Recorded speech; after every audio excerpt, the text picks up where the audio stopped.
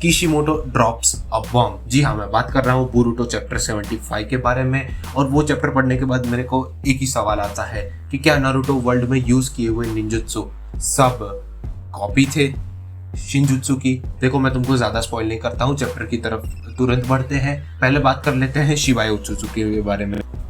हमें चैप्टर में शिबाई ओत्सुत्सुकी के बारे में तब पता चलता है जब शिकामारु अमाडो से सवाल पूछता है कि तुमने ये कार्मा टाइप पावर्स बनाई कैसे, जिसके जवाब में अमाडो समझाता है कि मैंने ये पावर्स बनाई नहीं है, मैंने सिर्फ खाली ट्रांसप्लांट की है। फिर उसको वो डीप में समझाता है कि गॉड आइडा और डायमंड की जो पावर्स हैं वो सब गॉड लाइक एबिलिटीज है, और वो सारी गॉड लाइक एबिलिटीज मैंने ट्रांसप्लांट की है शिबाई ओत्सुत्सुकी में से।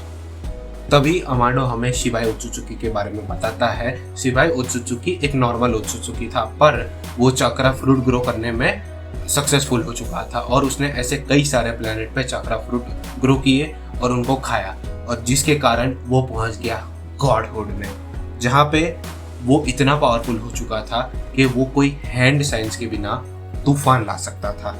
और उसने कई सारे जुत्सु क्रिएट किए जिनको उसने शिनजुत्सु नाम दिया। और तभी अमाडो कहता है कि तुम आज जो हैंड साइंस की मदद से चक्रा फोकस करके जुत्सु इस्तेमाल करते हो ना, वो सब शिनजुत्सु की इसकी इमिटेशंस हैं। जिसके सामने शिकामारु सवाल पूछता है कि अभी शिबाई ओत्सुत्सुकी कहाँ है, जिसके जवाब में अमाडो कहता है कि शिबाई ओत्सुत्सुकी कई सालों तक जिया, और वो ऐसे लेवल तक पहुंच चुका था जहाँ पे उसको अब बॉडी की भी जरूरत नहीं थी, और ऐसा कहा जाता है कि उसने अपनी खुद की बॉडी को छोड़ दिया। यही सारी डिटेल थी जो हमें शिबाई ओत्सुत्सुकी के बारे में चैप्टर में दी थी। अब बात कर लेते हैं अमाडो पे, क्योंकि अमाडो के पास्ट के बारे में हमें कुछ जानकारी दी गई है। अमाडो की एक डॉटर थी जिसका नाम था आकेबी, और वो अननोन डिसीज के सामने लड़ रही थी जिसकी कोई दवाई नहीं थी, और डॉक्टर्स ने भी गिव अप मार दिया था। पर अमाडो के पास एक प्लान था कि वो आकेबी को नया शरीर दे देगा, जिसके कारण आकेबी को इस डिसीज से लड़ने की कभी भी जरूरत पड़ेगी नहीं।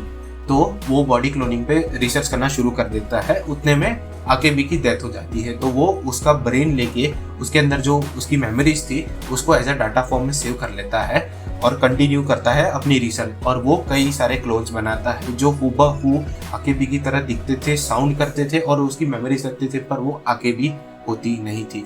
तभी उसको रियलाइज होता है जो सेम पर्सनालिटी एक बार बन चुकी है वो फिर से बन नहीं सकती, क्योंकि अमाडो गॉड नहीं है, और सेम पर्सनालिटी को वापस बनाने का काम सिर्फ खाली डोमेन ऑफ गॉड्स में ही किया जा सकता है।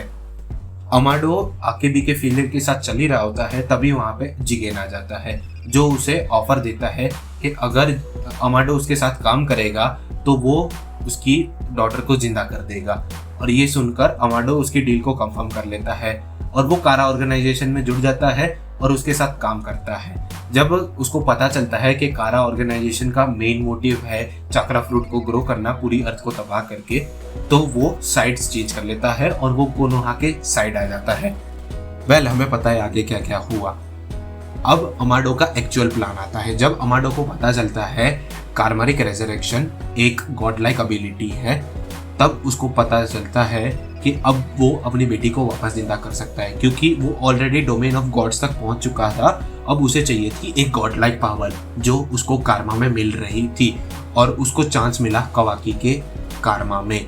जब उसने कवाकी का कारमा बनाया उसमें आकेबी की मेमोरीज भी डाल दी, जिसके कारण जब कवाकी दूसरे बॉडी को अपना वेसल चूज करेगा तो वो बॉडी में और कोई नहीं आकेबी फिर से बॉर्न लेगी, और इस तरह अमाडो को अपनी डॉटर वापस मिलेगी। ये तो प्लान था अमाडो का। अब चलते हैं चैप्टर की एंडिंग की तरफ, क्योंकि चैप्टर की एंडिंग भी थोड़ी कंफ्यूजिंग थी।